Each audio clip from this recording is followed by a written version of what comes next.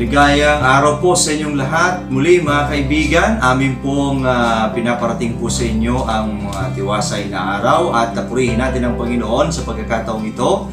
Sa muli po tayo ay mag-aaral ng kahalagahan ng Biblia. Mga kaibigan, tayo ay magpasalamat sa ating Panginoon sapagkat patuloy-tuloy po tayong nag-aaral ng ating leksyon ngayon.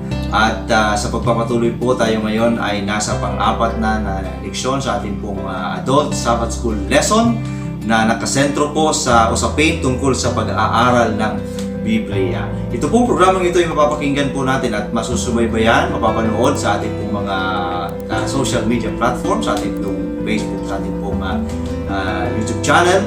Nais din po namin iparating sa inyo mga kaibigan ang aming pong pagbati. Bago tayo magpatuloy, ating pong batiin ang ating mga taga-subaybay dyan po sa Talisay, sa Santa Cruz Church, sa Talisay, Camarines Norte. Ganun po ang ating mga kapatid dyan po sa Queens Row SDA Church sa Bacoor, Cavite, sila Sister Jazz Cerato. Ganun din po ang ating mga kapatid dyan po sa Balsa SDA Church at ang ating mga kapatid dyan po sa Naga Central Church. Maraming salamat po sa inyong patuloy na pagsubaybay sa ating pong programa. Ito po muli ang inyong lingkod, si Brother Gerald Rivero. Makakasama po natin ngayon upang himayin ang pag-aaral dito po sa ating pagpapatuloy ng ating leksyon, si Pastor Levi Perdon. Magandang araw po, Pastor. Magandang araw muli. At muli mga kaibigan, tayo ay nandito sa temporary na studio. Kaya po inyo lamang pong intindihin ang ilan sa mga bagay na nandito. Sa mga darating na mga panahon, tayo po ay babalik doon sa ating normal na studio. Sumandali po tayong manalangin bago po tayo magpatuloy sa ating pag-aaral. Pastor? Ama po namin banal, sa oras pong ito kayo po ay muling lumalapit sa iyo na nagpapasalamat, nagpupuri at minsan pa ay dinadakila ka dahilan sa iyong pag-ibig na patuloy mo po kaming iniingatan, patuloy na pinagkakalooban ng pagkakataon upang makapagdala ng iyong pabalita sa aming mga kapatid at patuloy na makapagturo ng leksyon, Amang Banal. Amin pong pakiusap na muli nawa kaming gabayan ng Banal na Espiritu upang sa amin pong pag-aaral na ito ay makita namin ang mga mahalagang punto na ibig mong aming makita at maunawa. At ito po nawa ay maging gabahin namin sa aming pananampalataya at paglilingkod sa iyo. Amang Banal, ipagpatawad ang lahat ng aming pagkukulang at pagkakasala at ang pagpapala nawa ng kalangitan, ipagkaloob sa aming lahat sa ngalan po ng aming Panginoong sa Jesus. Amen. At sa muli po mga kaibigan, tayo nakasisiguro ng ating Panginoon sa pamamagitan ng Kanyang Banal na Espiritu ay sasamahan po tayo sa ating pag-aaral ngayon sapagkat tayo ay nanalangin sa Kanya, nasamahan tayo ng Kanyang Banal na Espiritu. Mga kaibigan, ang title po ng ating pag-aaral ngayon ay Ang Biblia, ang makapangyarihang pinagmulan ng ating teolohiya. Ngayon po ay ating hihimayin ang mga bagay. May 5 bagay na nakakaapekto raw sa pagbuo ng teolohiya ng isang tao o iglesia. Ito ang ating titingnan ngayon. Una po titingnan natin sa pag-aaral na ito yung tinatawag po na tradisyon. Papaano ito nakakaapekto sa ating pagkaunawa kung ano ang Diyos at ang Kanyang kalooban at kailan po ito nagiging masama. Pangalawa na nakakaapekto ay karanasan. Paano ito maaring makaapekto sa ating pagkakilala sa Diyos at sa Kanyang kalooban. Pangatlo po ay titingnan din natin yung kultura. Paano ito nakakaapekto sa teolohiya. Gayun din po ating pag-uusapan yung pangangatwiran o rason. Ano naman ang papel nito sa pagbuo ng teolohiya. At ang pang-5 po ay ang pag-uusapan natin ng Biblia. Paano ang Biblia ang tanging ligtas na batayan ng teolohiya. Kaya Pastor, atin pong puntahan kaagad-agad yung atin pong una. Pag-usapan natin po yung tradisyon. Paano ba ito nakakaapekto sa ating pagkaunawa kung ano ang Diyos at ano ang Kanyang kalooban at kailan ito nagiging masama, ang tradisyon? Ang tradisyon, kapag binasa mo dyan sa sulat ni San Pablo, hindi naman talaga masama. Mayroong mga tradisyon na ayos. Kaya lang, mayroong mga tradisyon na hindi na naaayon sa kasulatan. Sa umpisa, sa unang tingin, akala mo ay base sa kautusan ng Diyos. Pero kapag pinag-aralan mo ng mas malalim, makikita mo na ihiwalay na sa kautusan ng Diyos. Kaya tingnan natin yung halimbawa na naranasan ng ating Panginoon sa harapan ng mga Parisiyo sa Marcos 7, 1 hanggang 12 ating basahin. Ganito po ang pagkasabi sa Marcos 7, 1 hanggang 12. Nang sama-samang lumapit sa kanya ang mga Pariseo at mga ilan sa mga eskriba na nanggaling sa Jerusalem, kanilang nakita ang ilang kanyang alagad na kumakain ng tinapay na marurumi ang kamay, sa makatuwid ay hindi hinugasan. Sapagkat ang mga Pariseo at ang lahat ng mga Hudyo ay hindi kumakain malibang makapaghugas ng mabuti ng kamay na sinusunod ang tradisyon ng mga matatanda. Kapag nanggaling sila sa palengke, hindi sila kumakain malibang nilinis nila ang kanilang sarili. At marami pang ibang bagay ang kanilang sinusunod gaya ng mga paghuhugas ng mga tasa, pitsil at mga lalagyang tanso. Kaya't siya'y tinanong ng mga Pariseo at eskriba, bakit ang iyong mga alagad ay hindi lumalakad ayon sa tradisyon ng mga matatanda, kundi kumakain ng tinapay na marurumi ang kamay? At sinabi sa kanila, tama ang pahayag ni Isaias tungkol sa inyo na ang mapagkunwari ayon sa nasusulat. Iginagalang ako sa bayang ito ng kanyang mga labi, subalit ang kanilang puso ay malayo sa akin. At walang kabuluhan ang pagsamba nila sa akin na itinuturo bilang aral ang utos ng mga tao. Iniwan ninyo ang utos ng Diyos at iyong pinanghawakan ang tradisyon ng mga tao. Sinabi pa niya sa kanila, maganda ang paraan ng iyong pagtanggi sa utos ng Diyos upang masunod ang inyong mga tradisyon. Sapagkat sinabi ni Moises, igalang mo ang iyong ama at ang iyong ina, at ang sino man lumait sa ama o sa ina ay dapat patayin.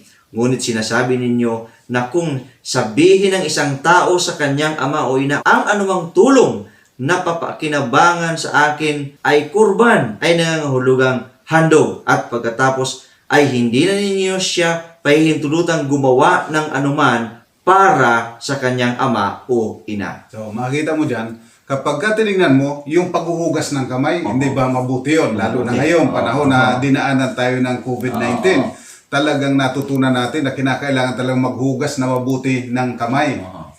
So, kung iisipin mo, hindi masama Hindi ito. masama. Hindi Tradisyon masama. na hindi masama. Tradisyon na hindi masama. Ang nakakasama rito ay kapag ka ito ay nilalagay mo na ayon sa Biblia ika. Ayan, na wala naman sa Biblia.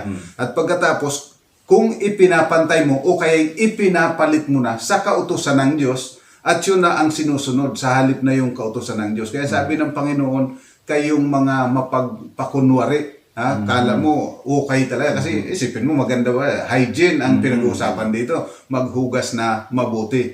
Pero kapag pinag-aralan mo talaga yung paghuhugas na seremonyal nila, na kapag galing ka sa palengke, hindi naman talaga yung paghuhugas na kagaya nung itinuturo sa atin ngayon na paghuhugas.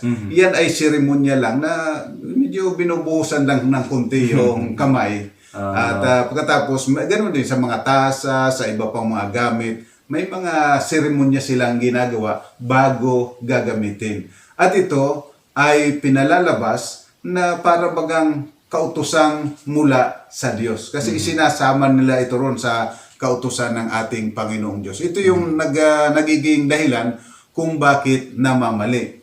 Ngayon, ang tanong sa ating kapanahonan ay, paano natin yan i-apply sa atin ngayon?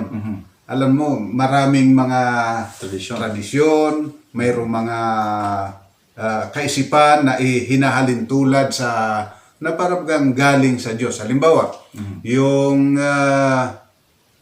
maaari bang yung mag-asawa ay magtali kapag araw ng Sabat? Ayan. So, ito ay wala sa Biblia. Walang sinasabi ang Biblia patungkol rin. Pero mayroong mga tao na maliwanag ika. Pero wala namang mababasa. Yung paliligo kapag araw ng Sabat. Maaari bang maligo kapag araw ng Sabat? So, ito ay mga teolohiya na pumapasok kapag kaminsan sa buhay o sa isipan ng isang tao. Kagaya nung birthday ni Jesus Christ. Mayroong naniniwala na talagang December ika. Mayroon naman nagsasabi, hindi December. Pero tanungin mo kung hindi December, ay ano? Hindi rin naman alam kasi walang nakasulat. Okay. Pero kapag minsan ay pinag-uusapan ito, pinagtatalunan. Ang sabi ni Ellen White sa Selected Messages, Volume 2, ang sabi niya, sa mga ganitong mga pagkakataon, silence is eloquence. Okay. At ang sabi niya, ni hindi ito dapat na pinagtatalunan, ni hindi nga dapat na binabanggit ito sa iglesia. Ayun. Hindi ito itinuturo. Kasi wala naman sa Bible. So, pero parang maganda at parang importante. Pero ang sabi ni Ellen White, ito mga ganito na walang kinalaman sa ating kaligtasan. Huwag na ninyong pagtalunan. Silence is eloquence. So, kung talagang ikaw ay tumahimik na lang, ay di mas makabubuti. Sa madaling salita, Pastor, ang tradisyon, hindi to masama per se. Ang problema lang, kapag ito'y nangingibabaw na sa salita ng ating Panginoong Diyos, sa katotohanan, hindi nga naman ito nabanggit sa salita ng ating Panginoong Diyos sa Biblia. Kaya ang sabi kahit si Abraham Lincoln, ang sabi niya, it is better to keep silent and let them think you're a fool than to speak and let them know you are. Magandang kasabihan niyan, Pastor. Kaya mas mabuti tumahimik ka na kasi wala naman talaga. So yan po ang unang punto, tradisyon, ano po. Nandun tayo sa pangalawa, yun naman pong karanasan, ano po. Paano ito maaaring makaapekto sa ating pagkakilala sa Diyos at sa kanyang mga kalooban na nais na ipagawa o iparating sa atin? Ang sabi sa ating lesson, kapag binasa ninyo diyan sa ating leksyon, experience is part of our human existence. It impacts our feelings and thoughts in a powerful way. God has designed us in such a way that our relationship to His creation and even to Himself is significantly connected to and shaped by our experience. It is God's desire that we experience the beauty of relationship, of art and music, and of the wonders of creation. So ito ay napakahalaga na maranasan natin. Subalit, hindi ito ang tamang batayan yung ating bang mga naging karanasan. Halimbawa, bigyan ko kayo ng isang halimbawa. Meron akong nakausap na isang kapatid na noong una, na hindi pa niya kilala ang ating Panginoon, hindi pa siya nakapag-aral ng Bible, ang hanap buhay niya ay mag-alaga ng baboy. Ngayon, nung siya ay makapag-aral at malaman niyang hindi pala mabuti yung baboy, ay nagpasya siya na siya ay mabautismuhan. Pero sabi niya, kapag kabinyagan, dapat may handaan. Kaya sabi niya, ibinenta ko lahat ng yung baboy ko, itinara ko yung pinakamaganda. Pagkatapos, ang ginawa ko ay hinati ko yon. At yung kalahati, ibinigay ko sa kapitbahay. Yung kalahati, niluto ko. Sabi ko, kasi ito huli na ito, kasi handa at may binyag. Pero nung mabinyagan na kami, ay ang sama ng lasa. Kahit yung mga batang maliliit, hindi talaga kumain. Yung mga dating kumakain. Dating kumakain. Pumunta siya sa kapitbahay, kumusta yung ibinigay ko sa iyo? Sabi niya, okay, ang sarap. Pero sa akin, hindi na. So, maganda yon. Pero hindi yun maaaring maging batayan na sasabihin mo sa isang tao, ayun naku, kapag ikaw ay nagpabinyag, makita mo at magiging iba na ang panlasa mo dyan at hindi mo na talaga magugustuhan. So kapag ginawa mo yun na basihan na ng iyong itinuturo, ng iyong teolohiya, ay mamamalik na tayo. Kasi hindi lahat ng tao ay magiging ganun ang karanasan. Pero magandang karanasan yun. So yan ay dapat na ating kikilalanin sapagkat napakahalaga na ating uunawain na ang ating karanasan dapat ay nakabase pa rin sa sinasabi ng Biblia bago natin iturok sa iba. Kasi hindi lahat tayo ay magiging ganun ang karanasan. Iba-iba ang ating karanasan. At tingnan po natin yung sa 2 Corinto 11:1 hanggang 4. Sana'y mapagtiisan ninyo ako sa kaunting kahangalan. Subalit tunay na nagtiis kayo sa akin. Ako'y nakaramdam sa inyo ng makadiyos na panibugho sapagkat kayo'y itinakda kong makapangasawa ng isang lalaki na kayo'y maiharap ko kay Kristo bilang isang malinis na birhen. Ngunit ako'y natatakot na kung paanong si Eva ay dinaya ng ahas sa pamamagitan ng kanyang katusuhan, ang iyong mga pag-iisip ay maililigaw mula sa katapatan at sa kadalisayan kay Kristo. Sapagkat kung may darating na mangangaral ng isang ibang Jesus na hindi namin ipinangaral, o kung kayo'y tumanggap ng ibang espiritu na hindi ninyo tinanggap noon, o ibang ebanghelyo na hindi ninyo tinanggap, kayo ay kaagad na mapapasakop doon. Yan. Kaya dito sinasabi ni San Pablo, ako'y nagpapasalamat sa Diyos sa inyong naging karanasan. Maganda yung inyong karanasan, ako'y natutuwa. Pero ang si San Pablo ay nag-aagam-agam na baka yung mga ganong eksperyensya ang magiging batayan nila ngayon sa kanilang pananampalataya at sa kanilang pagsunod. Kasi marami ang sabi diyan ng mga espiritu na lalabas. At alam mo, ngayon nangyayari yan, nagiging basihan, noon ako'y dasal, ako'y biglang nawala ng malay, pagkatapos ako'y nakapagsalita ng iba't ibang lingwahe. Hindi yun ang batayan ng ating pananampalataya, ng ating teolohiya, yung ating mga naging karanasan na ganon. Sapagkat maaring, sabi ni San Pablo, baka yan ay iba na ang itinuturo kaysa doon sa itinuro namin sa inyo. Kaya mahalaga na magi tayong napaka-maingat. Meron talagang mga karanasan, Pastor, lalo na halimbawa sa mga bagong nabinyaga. May mga life-changing experiences na kuminsan ay kakaiba. Subalit, ang problema, kung ito na uli ay maging basihan ng ating pananampalataya na over doon sa Biblia. Mas higit pa sa paniniwala sa Biblia. Kung minsan kasi, doon tayo naka-rely sa naging karanasan natin, sa ating feeling, sa halip na sa katotohanan. Ayun ang mapanganib. Kasi kapag dumaan ka sa isang karanasan na hindi maganda, bigla ka magdududa. Pero kung ang iyong basihan ay itong sinasabi sa banal na kasulatan, magiging mas matatag ang iyong pananampalataya at ikaw ay makapagpapatuloy sa paglilingkod sa Panginoon. Kaya napakahalaga na hindi doon sa ating pakiramdam, sa ating mga naranasan ng ating basihan. Bagamat yun ay mayroong malaking bahagi para ma-boost yung ating pananampalataya. Pero hindi talaga yun ang maaaring maging pinakabatayan natin, at sapagkat maaaring dumating sa iyo, ang sabi ni Jesucristo, ang kaaway ay talagang liligligin kayo na kung maaari kayo ay mawala kahit yung mga pinili pa. Kaya hindi dapat tayo naka-rely doon sa mga feeling na ating naramdaman sa ating karanasan, sa ating buhay, kundi dapat nakasalalay tayo sa banal na kasulatan. Kasi kung nagkataon na yung naranasan mo pala hindi maganda, kahit naman ay ang sinasabi ng Panginoon ay ganito, hindi naman pala totoo yan. Kasi yung damdamin mo, yung feeling mo ang naging batayan. Okay, so dito po tayo, Pastor. Pangatlo, yung kultura naman. Pag-usapan natin yung kultura. Ano naman po ang papel nito sa pagbuo ng teolohiya ng isang tao o ng isang iglesia?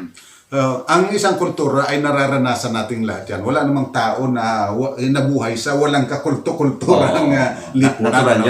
So, yung kultura ay isang magandang bagay. Subalit ito ay hindi dapat na maging lalabag sa salita ng Diyos at di dapat gawing batayan ng ating pananampalataya o pagkilala kung ano ang Diyos. Kapag tinignan mo dyan sa 1 Juan, Kapitulo 2, talatang 15 hanggang 17, ganito po ang nakasabi, 1 Juan 2, 15 hanggang 17, Huwag ninyong ibigin ang sanlibutan, ni ang mga bagay na nasa sanlibutan. Ang pag-ibig ng Ama ay wala sa sino mang umiibig sa sanlibutan, sapagkat ang lahat na nasa sanlibutan, ang masamang pagnanasa ng laman, ang pagnanasa ng mga mata, at ang pagmamataas sa buhay ay hindi mula sa Ama, kundi sa sanlibutan. Ang sanlibutan at ang pagnanasa nito ay lumilipas, ngunit ang gumagawa ng kalooban ng Diyos ay nananatili magpakailanman. Yan. So dito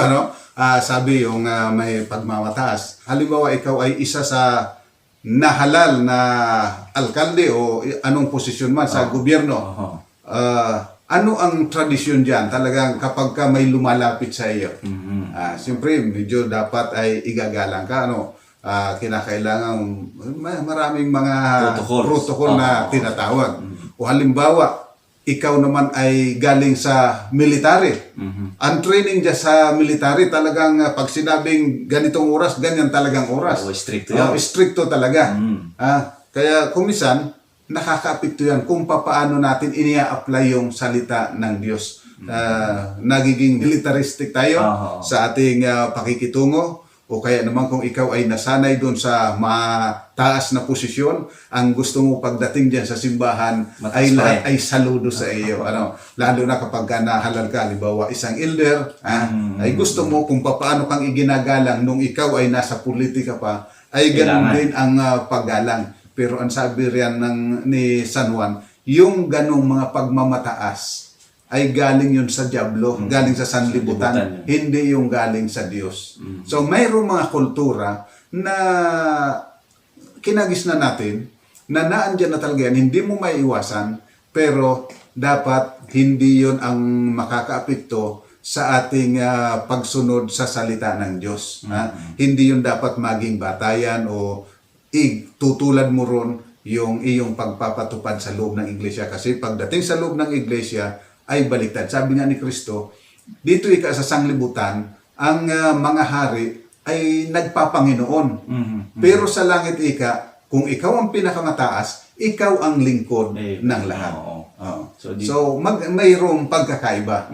At yun ang mapanganib kapag minsan, kapag ka nasanay ka doon sa gawa ng sanglibutan, ay sabi ng Panginoon, kapag ka ikaw ay kaibigan ng sanglibutan, kalabang ka ng Panginoon. Ayun, so diyan po. Pang-apat tayo, Pastor, sapagkat napakaganda ng ating usapan. Yun naman po tinatawag na pangangatwiran o kaya rason. Paano naman kaya ito nakakaapekto sa teolohiya, sa pagbuo po nito? Yeah. Kapag yung pinag-aralan sa karanasan ng mga tao sa sanglibutan, sa history, makikita mo na dumating yung sinatawag nilang Age of Reason. Ayun. Dahilan doon sa Age of Reason, sabi nila, ay ito na ang ating gagawin, na hindi na natin kailangan yung Bible na yan. At lahat na dapat nating paniniwalaan, yung maaari mong maipaliwanag. Kaya dito sa Reason, mayroong mga tao na ayaw nang maniwala doon sa creation. Kasi hindi mo mapapatunayan na galing sa wala, magkakaroon itong sanglibutan. Pagkatapos galing doon sa alabok, gagawing tao. Imposible naman. Kaya. So yun ang kanilang maraming mga bagay sa Biblia, kahit na yung pagkabuhay na maguli, hindi nila pinaniniwalaan yun. Yan ikay istorya lang. So, ang kinakailangan natin ay talagang panghawakan natin kung ano yung sinasabi ng Biblia, sapagkat ito ay salita ng ating Panginoon. So, yan ang sabi, this view called rationalism is the idea that truth is not sensory but intellectual and is derived from reason. In other words, certain truths exist and our reason alone can directly grasp them. So mahalaga po yun.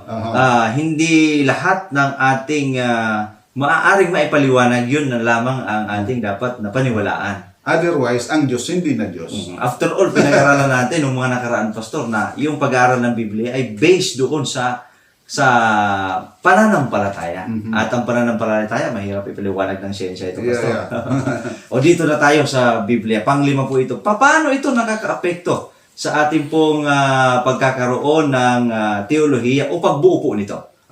Sabi diyan sa Juan 5:46 at 47, pagkatapos sa 7:38, sapagkat kung kayo'y sumasampalataya kay Moises, ay sasampalataya kayo sa akin, sapagkat siya'y sumulat tungkol sa akin. Ngunit kung hindi kayo maniwala sa kanyang mga sinulat, ay paanong kayong maniniwala sa akin?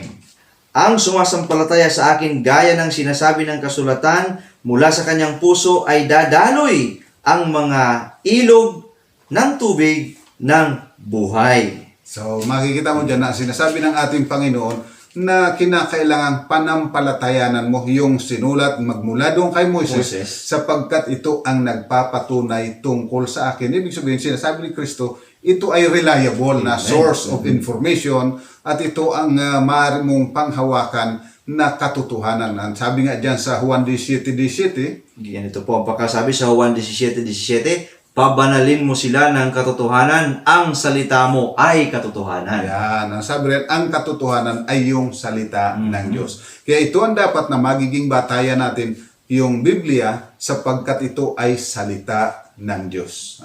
Salita ng Diyos. hindi natin maaaring questionin sapagkat ang Diyos ang siyang nakakaalam ng lahat ng mga bagay.